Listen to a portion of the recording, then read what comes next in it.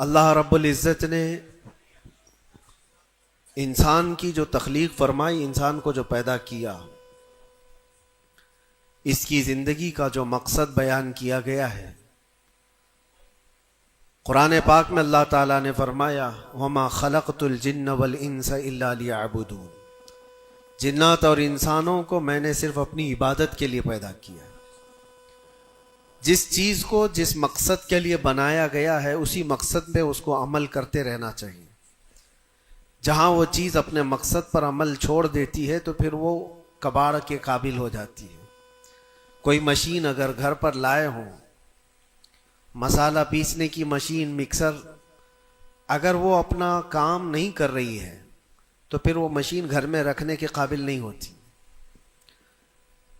Washing machine کپڑے دھونے کے لیے استعمال کی جاتی ہے، اور اگر وہ کپڑے دھونا ہی چھوڑ دے تو وہ اپنا مقصد چھوڑ چکی ہے، اب اس کی جگہ بھنگار میں یا کباڑ خانے میں ہی ہوتی ہے۔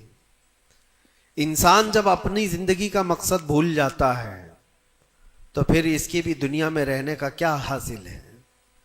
اللہ تعالیٰ نے جس مقصد کے لیے اس کو بنایا تھا، اب یہ مشین اس مقصد پہ نہیں چل رہی ہے تو پھر اس کے لیے جہنم کا ایندھن تیار ہے، جہاں پر اس کو ہمیشہ کے لیے بھیج دیا جاتا ہے۔ عزیزان گرام وقار، میں ایک بات آپ سے عرض کرنا چاہوں گا۔ اللہ کے نبی صلی اللہ تعالیٰ علیہ وسلم نے اسی لیے بار بار ہمیں تنبیہ فرمائی کہ جو چیز ہمیں ہمارے مقصد سے پھیرتی ہے وہ کون سی چیز ہے، کس لیے انسان غافل ہوتا ہے اور کیوں بھٹک جاتا ہے، کون سی چیز ہے؟ تو نبی پاک صلی اللہ علیہ وسلم فرماتے ہیں میں میرے بعد اپنی امت سے اس بات کا اندیشہ نہیں رکھتا کہ یہ کافر ہو جائے گی، مشرک ہو جائے گی۔ حضور فرماتے ہیں مجھے اس کا ڈر نہیں ہے کہ میری امت مشرک ہو جائے گی، کافر ہو جائے گی، لیکن اندیشہ اس بات کا ہے، ڈر اس بات کا ہے کہ تم پر دنیا پھیلا دی جائے گی اور تم دنیا سمیٹتے سمیٹتے اللہ رسول کو بھول جاؤ گے۔ آج یہ پوزیشن پر جو مسلمان آیا ہوا ہے، امت مصطفیٰ کی یہی حالت ہے کہ دنیا اس قدر حاوی ہے کہ وہ اپنے آرام اور سکون کو چھوڑنا نہیں چاہتا۔ جو کمفرٹ زون میں جینے کا عادی ہو گیا ہے اسے آج مشکلات کا سامنا کرنے کی ہمت نہیں ہے۔ آج میں محسوس کرتا ہوں میرے عزیزوں، جب رسول پاک صلی اللہ تعالی علیہ وسلم کی عزت کی بات پر، قرآن پر، اسلام پر، دین پر اور اللہ کی ذات پر حملے ہوں تو لوگ آئیں کائیں کرتے رہتے ہیں، ابھی اپنے دائیں بائیں دیکھتے رہتے ہیں کہ میری سیفٹی کتنی ہے، میری سیکیورٹی کتنی ہے۔ چھوٹے سے لے کر بڑا آدمی ہر ایک یہ سوچتا ہے کہ خواہ مخواہ اس مسل میں اپنا سر کیوں رکھنا، کیوں اپنی جان کو جوخم میں ڈالنا ہے، میرے بھی بیوی بچے ہیں اور سب مشکل میں پڑ جائیں گے۔ یہی دنیا میں کمفرٹ زون میں جینے کی خواہش اس کو بزدل بنا دیتی ہے اور اپنے راستے سے اسے ہٹا دیتی ہے۔ کبھی کبھار یہ بھی تو سوچا ہوتا کہ بیوی بچے اور گھر بار اور جائیداد اور بزنس صرف ہمارے نہیں، صحابہ کے بھی تھے، جو رسول پاک صلی اللہ تعالی علیہ وسلم کے سچے غلام ہیں، ان کی بھی جائیدادیں تھیں، ان کے بھی مال و اولاد تھے، ان کی بھی بیوی بچے، لیکن کبھی عظمت مصطفیٰ اور دامن مصطفیٰ کے بیچ دنیا کی کسی چیز کو انہوں نے کبھی آنے نہیں دیا ہے۔ ہم ساری چیزوں کو پہلے مقدم رکھتے ہیں کہ کیا ہوگا۔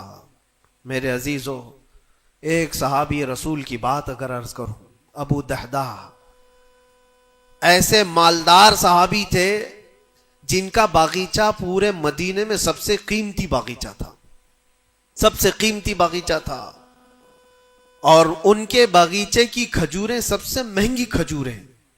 ابو دحدہ کے باغیچے کی شہرت تھی مدینے میں، مسجد نبوی میں بیٹھے ہوئے تھے۔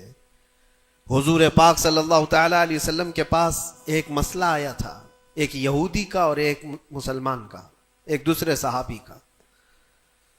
اس یہودی کے اور مسلمان صحابی کے درمیان جو مسئلہ وہ تھا ایک درخت کو لے کر کے، کھجور کی درخت وہ یہودی کے آنگن میں تھا جس کی کھجوریں اس صحابی کے گھر پہ گر جاتی تھی.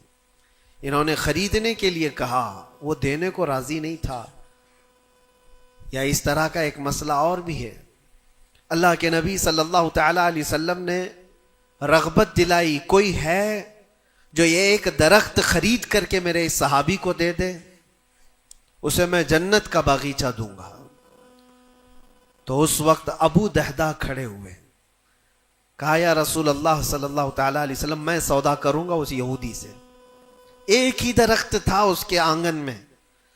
اس سے کہا کہ کتنے میں تو یہ درخت بیچے گا؟ میرے نبی کی بات ہے, حضور کا فرمان ہے, میں خریدوں گا. اس نے کہا میں بیچنا نہیں چاہتا اس کی قیمت, کیونکہ اسے پتا تھا ان کی کمزوری ہے. ابو دہدہ نے کہا کیا تجھے پتا ہے مدینے, اوالی مدینے میں ابو دہدہ کا باغیچہ؟ کہا اس کو کون نہیں سنا ہے, مدینے کا ہر بچہ جانتا ابو دہدہ کے باغیچے کی شہرت. کہا اگر میں وہ باغیچہ اس درخت کے بدلے دے دوں تو کیا تو یہ درخت مجھے دے گا؟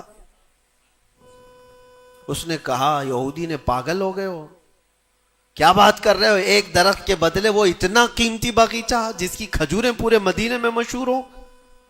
ابو دہدہ نے کہا اس باغیچے سے زیادہ قیمتی میرے مصطفیٰ کا فرمان ہے, میرے لیے نبی پاک کی عزت اور ان کی حرمت اس سے کئی زیادہ بڑھ کر کے ہے. اس یہودی نے کہا کون نہ کہے گا سودا, اگر تم صحیح میں مجھ سے مذاق نہیں کر رہے ہو تو ابھی میں یہ درخت دیا اور باغیچہ دو. ابو دہدہ نے کہا تو نے ابھی دیا, میں نے بھی یہیں سے دے دیا, باغیچہ بیچ دیا اور ساری چیزیں یہیں پر طے کر کے اپنے باغیچے پر آتے ہیں. باہر دروازے پر کھڑے ہیں, باغیچے کے پھاٹک پر, ان کی بیوی ان کی بچے, گھر اندر بنا ہوا ہے باغیچے کے اندر جو ٹھنڈی حاصل کرنے کے لیے خوشنما, باغیچے کے اندر خوشنما محل بنا ہوا ہے. دروازے کے باہر سے ابو دہدہ پکارتے ہیں یا ام دہدہ, اپنی بیوی کو, باہر آ جاؤ, باہر آ جاؤ اپنے بچوں کو لے کر. بیوی نے کہا اتنی جلدی کیوں اس طرح سے بلا رہے ہو, کیا بات ہے, کیوں چیخ رہے ہو؟ ابو دہدہ نے کہا یہ باغیچہ بک گیا ہے, اب ہمارا نہیں ہے, باہر آ جاؤ. عورتیں کبھی کسی چیز کو دینے دیتی ہیں, گھر کی کوئی چیز بک جائے عورت راضی ہو جائے, لیکن وہ عورت عام عورت نہیں, رسول اللہ کی صحابیہ تھی. کہا اچھا ابو دہدہ یہ باغیچہ بک گیا ہے, میرا تم پر یقین ہے کہ بہت اچھا سودا کیا ہوگا, کیونکہ مدینے میں اس جیسا باغیچہ تو نہیں ہے. ابو دہدہ نے کہا تو سچ سمجھتی ہے میں نے بہت اچھا سودا کیا ہے. باہر آئی, یہ اندر نہیں گئے, اپنے بچے اور اپنی عورت کو لے کر باہر نکلے. ابو دہدہ سے پوچھتی ہے خاتون نے کتنے میں سودا کیا ہے, کتنے میں سودا کیا ہے؟ کہا بس وہ ایک درخت کے بدلے جو یہودی کے آنگن میں ہے, میں نے یہ باغیچہ پورا اس کو دے دیا. عورت نے کہا ہاں ایسے کیسے, اتنا بڑا باغیچہ ایک درخت کے بدلے میں؟ کہا وہ تو بظاہر ایک درخت ہے, لیکن اصل قیمت تو رسول اللہ کی زبان ہے. کہا اللہ کے نبی نے کیا فرمایا؟ کہا کہ ایک درخت جو اس یہودی کا خرید کر کے ایک صحابی کو دے دے, میں اسے جنت کا باغیچہ دے دوں. ابو دہدہ نے جیسے یہ سنایا تو ام دہدہ کہتی ہیں ابو دہدہ تم نے کبھی میرا یقین نہیں توڑا, آج میں یہ کہتی ہوں یہ باغیچہ ہی کیا, حضور سے پوچھتے ہم سب بھی بکنے کو تیار ہیں. اللہ کے نبی صلی اللہ تعالی علیہ وسلم کی ذات پر یہ یقین کامل تھا, انہیں دنیا بیچ میں کبھی روک نہ سکی. ہمارے تو چھوٹی دکانیں ہمیں روک دیتی ہیں, ہمارے تو چھوٹے دروازے ہمیں روک دیتے ہیں. عزیزان گرامی وقار, اپنے مقصد حیات سے آدمی جب بھٹکتا ہے تو کون سی چیزیں جو اسے اٹریکٹ کرتی ہیں دنیا میں؟ یہ مال دولت. مجھے وہ بات یاد آتی ہے, صدیق اکبر رضی اللہ تعالیٰ عنہ حضور پاک صلی اللہ علیہ وسلم کے ساتھ بیٹھے ہیں. حضور پاک صلی اللہ تعالیٰ علیہ وسلم کے ہاتھ میں ایک پیالہ ہے جس میں شہد ہے, آپ اس کو نوش فرمانا چاہتے ہیں, منہ کے قریب لے گئے, اچانک آپ نے واپس رکھ دیا اور کسی چیز کو دھکا دے کر کے ہٹانے لگے, جیسے کوئی مکھیوں کو بھگاتا ہے, جبکہ نبی پاک صلی اللہ علیہ وسلم کے جسم کے قریب کبھی کوئی مکھی نہیں آتی, لیکن اندیکھی چیز کو آپ ہٹا رہے تھے. پھر تھوڑی دیر کے بعد پیالے کو اٹھایا, پھر تھوڑی دیر منہ کے قریب جاتے ہی واپس رکھ دیا، پھر کسی چیز کو دھکا دے کر نکال رہے تھے۔ تیسری مرتبہ پیالہ اٹھایا تو صحابہ نے دیکھا آپ کی آنکھوں سے آنسو روا ہیں، حضور پاک صلی اللہ تعالی علیہ وسلم کیا اشک بہ رہے ہیں۔ تو صحابہ نے پوچھا یہ کیا معاملہ ہے؟ حضور اکرم صلی اللہ تعالی علیہ وسلم فرماتے پہلی بار جب میں نے شہد کا پیالہ اٹھایا تو دنیا میرے پاس سج سنور کر کے آئی، تیار ہو کر آئی، اور کہا اے اللہ کے نبی میرا حسن و جمال آپ قبول کر لیں، ہر طرح کے حسینائیں آپ کے قدموں میں لا کر رکھ دوں گی، ہر طرح کا حسن آپ کے قدموں میں لا کر رکھ دوں گی۔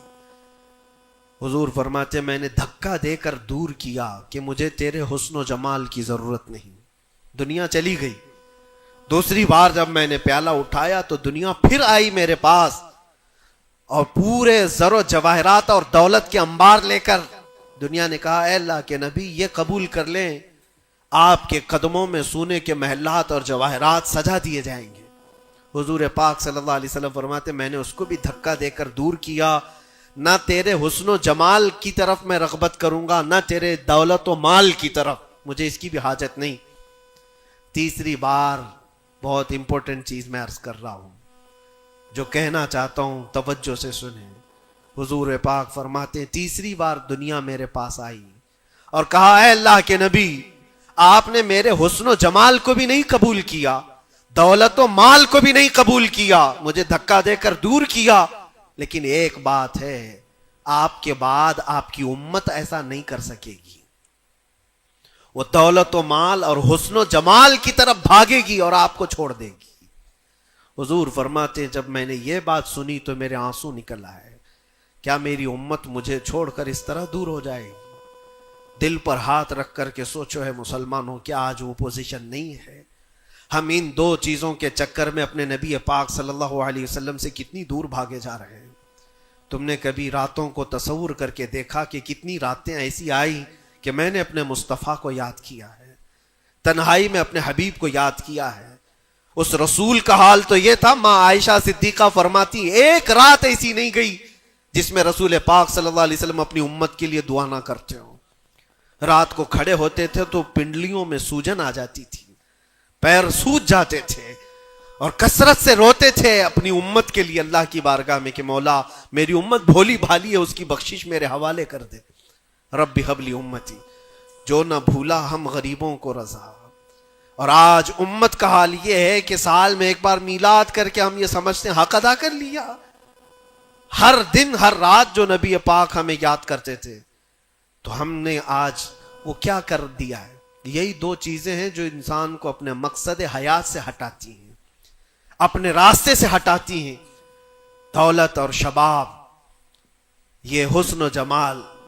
ہر نوجوان کو دیکھو ان دو چیزوں کے پیچھے بھاگ رہا ہے، اسے یہ دو چیزوں کی خواہش ہے، مال جمع کرنا ہے اور خوبصورت عورت کو لانا ہے، اور ان دو چیزوں نے دنیا میں اس کو ایسا غافل کر رکھا ہے، اسے سوچنے کا موقع ہی نہیں ہے۔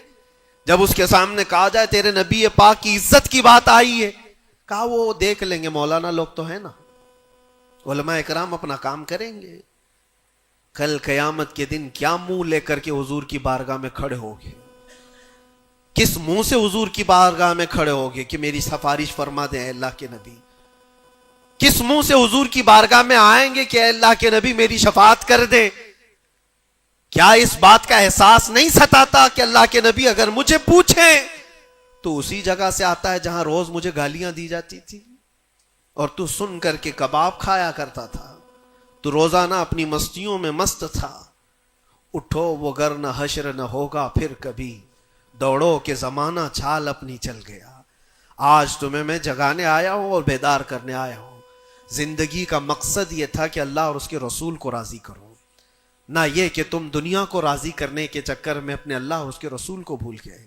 ان نوجوانوں سے میں کہتا ہوں جو رات بھر تم اپنے دوستوں کے لیے گزارتے ہو، تم اپنے ماں باپ کو چھوڑ کر کے چلے جاتے ہو، اور ان دوستوں کے چکر میں اپنا مال بھی بہایا، وقت بھی گنوایا، لیکن حاصل کیا ہوا پتہ ہے؟ قرآن میں 19ویں پارے میں اللہ تعالیٰ فرماتا ہے بہت سارے ایسے لوگ ہوں گے جو صرف اس لیے دوزخ میں جا رہے ہوں گے کہ ان کے دوست برے تھے، یا ویلتا لیتنی لم اتخذ فلانا خلیلا. وہ پکارے گا اے کاش میں فلاں کو دوست نہیں بنایا ہوتا تو آج دوزخ میں نہیں جا رہا ہوتا. بہت سارے ایسے لوگ اور جن کے لیے تم نے زندگی پوری اجاڑ دی, وہ کب تک کے لیے آئے تمہارے پاس؟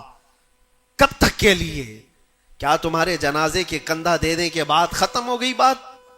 کون تمہاری قبر میں آتا ہے؟ کون تمہارے قبر کے حالات دیکھتا ہے؟ کون ہے جو حشر میں تمہارے معاملات کی سفارش کرتا ہے؟ ہے کوئی نوجوان دوست تمہارے لیے مددگار؟ نہیں. تمہارا دل بھی یہ کہے گا اس قبر کی نئی زندگی میں اگر کوئی آئے گا تو وہ آمنہ کا لال آئے گا. نبی پاک صلی اللہ تعالی علیہ وسلم تشریف لائیں گے. بزرگان دین نے یہاں تک فرمایا ہے وہ قبر میں میرے آقا صلی اللہ تعالی علیہ وسلم اس حالت میں اور اتنی جلدی آتے ہیں, اور منکر نکیر کے اٹھانے سے پہلے اس سے کہتے ہیں فرشتوں سے آہستہ سے اٹھاؤ, میری محبت میں بڑا تھک کے آیا ہے. وہ کس کے لیے ہے؟ جو محبت مصطفیٰ میں یہاں تھکا ہوا ہو اس کے لیے ہے. وہ نہیں جو عیش و عشرت میں شباب و کباب میں یہاں تھک کر کے گیا ہو. وہاں پر بھی بزرگوں نے فرمایا قبر میں حضور پاک صلی اللہ تعالی علیہ وسلم کچھ لوگوں کی, کچھ مومنین کی قبر میں ایسے بھی حالات ہوں گے کہ جب فرشتے اس کو اٹھا کر جھنجھوڑ کر پوچھ رہے ہوں گے بتا ان کے بارے میں کیا کہتا تھا دنیا میں, حضور اپنا چہرہ پھیر لیں گے. حضور فرماتے ہیں خبردار میری طرف مت دیکھنا, اس لیے کہ دنیا میں تجھے میرا چہرہ پسند نہیں تھا. جس کو پسند کرتا تھا اس کو آج بلا لے. تمہارے پاس کوئی اور آپشن رہ جائے گا قبر میں بلانے کے لیے کسی کو؟ اپنی زندگی کا مقصد سمجھ لو. جتنے لوگ ڈائیورٹ کرتے ہیں ادھر ادھر, ان کی طرف توجہ نہ کرو. کبھی آپ گاڑی چلا رہے ہو, جو لوگ گاڑی میں بیٹھے ہو ان کو اچھی طرح سے معلوم ہونا چاہیے. اگر یہاں سے نکلیں آپ پونا جانا چاہتے ہیں, تقریباً 150-200 کلومیٹر کا فاصلہ ہے. راستے میں بہت سارے مناظر آتے ہیں, بہت سارے اچھے منظر دیکھنے کو ملتے ہیں. کبھی پہاڑیاں ہیں, کبھی درخت ہیں, کبھی جھیل ہے, کبھی کچھ ہے, کبھی کچھ ہے. تو کیا اس راستے پہ گزرتے ہوئے جو چیز اچھی لگ جائے وہیں رک جاتے ہو؟ تمہیں پتا ہے نہیں مجھے تو پونا پہنچنا ہے 2 گھنٹے کے اندر, میرا راستہ آگے, میری منزل آگے ہے. جتنے درخت آئے خوبصورت دیکھ لیا چل پڑا, پہاڑ آئے دیکھ لیا چل پڑا. دنیا کا سفر ایسی ہے جتنی چیزیں شہوتیں تمہیں اپنی طرف بلاتی ہیں, اگر نظر پڑ گئی تو نیچے کرو اور آگے بڑھ جاؤ. تمہاری منزل یہ شہوتیں نہیں ہیں, تمہاری منزل تو اللہ کے نبی کے ساتھ جنت میں جانا ہے. تمہاری منزل وہ ہے. اور جو اپنی منزل کو نہیں پہچانا ہے وہ یہیں پر ڈائیورٹ ہو کر کے رہ جاتا ہے. اپنے اصلی مقصد پر کامیاب ہونے کے لیے ایک فارمولا میں آپ کو بتاؤں, کیسے بھی حالات ہو. کچھ لوگ یہ سوچتے ہیں کہ زندگی میں حالات بدل گئے, گناہوں کی طرف چل پڑے, کبھی خواہشات نے انگڑائیاں لی, میں نفس کا شکار ہو گیا, فلاں کام کر لیا, فلاں کام کر لیا. کون انسان ایسا ہے جو خطا نہیں کرتا؟ انسانوں میں خطا ہے, نبیوں کو چھوڑ کر. لیکن میرے عزیزوں, اس کا مطلب یہ نہیں ہے کہ تم مایوس ہو کر کے انہی کاموں میں لگ جاؤ. کل کی رات ہی میں دیکھ رہا تھا, یہ موبائل جو تمہارے ہاتھ میں ہے بہت ساری نصیحت کر جائے گا تمہیں. موبائل اپنے ہاتھوں میں لیے رہتے ہو, کوئی بھی آج شاید اس موبائل سے خالی نہیں ہے. آپ کو پتا ہے اس موبائل کا اصلی مقصد کیا ہے, کیوں بنایا گیا اس کو؟ فون رابطہ کرنے کے لیے ایک دوسرے کے, یہی بیسک اس کا مقصد, جو بنیادی مقصد ہے وہ یہ ہے کہ آپ کسی سے رابطہ کرنا چاہیں گے, نمبر لگائیں گے, ادھر چلا جائے گا اور آپ بیٹھ کر بات کر لیں گے. یہی بیسک مقصد تو یہ ہے, یہ بنیادی مقصد ہے اس فون کا. میں یہی سوچ رہا تھا, یہ فون آج بھی اتنا عقل مند ہے, یہ اپنے بیسک مقصد کو جانتا ہے, لیکن دنیا میں ترقیات کے آتے آتے اس میں بہت ساری چیزیں ایڈ ہو گئی. موبائل کے اندر پھر کیلکولیٹر بھی آ گیا, موبائل کے اندر پھر فوٹو لینے کا کیمرہ بھی آ گیا, ویڈیو بھی آ گئے. اب اس کے بعد چلتے چلتے اب تو سوشل میڈیا پورا آ گیا. اب سوشل میڈیا کی سائٹس بھی آپ کنٹینیو کھول کر کے بیٹھے رہتے. ایک بات مجھے بتانا, سب جانتے ہیں آپ فیس بک دیکھ رہے ہو, انسٹاگرام دیکھ رہے ہو, واٹس ایپ کھولے ہوئے ہو, یا یوٹیوب میں کوئی ویڈیو بھی دیکھ رہے ہو, کچھ بھی کر رہے ہو, لیکن اگر کسی دوست نے آپ کے فون لگایا تو یہ ساری چیزیں بند کرتا ہے اور پہلے گھنٹی بجا کر بتاتا ہے تمہارا فون آیا ہے.